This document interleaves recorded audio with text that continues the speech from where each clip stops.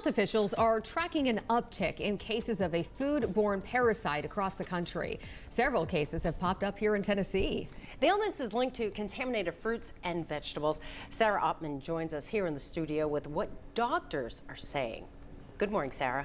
Good morning, Michelle, Brittany. It's called Cyclosporiasis, big word, but a parasite that causes stomach virus-like symptoms when consumed.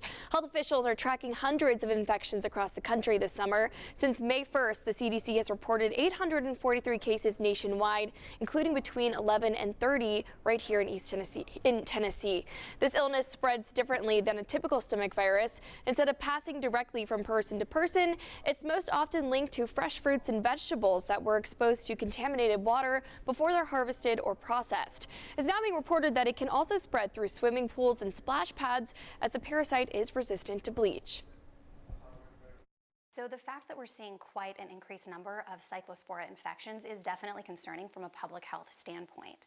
But as a parent or as a patient, some of the things that this can cause are easily recognizable symptoms.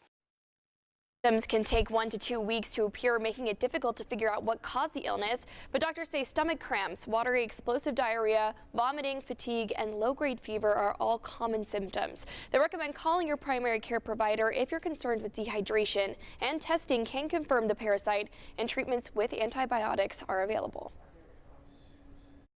Things like melons can be highly more susceptible, blueberries, basil, cilantro, even cut lettuces that you buy in a bag from the grocery store.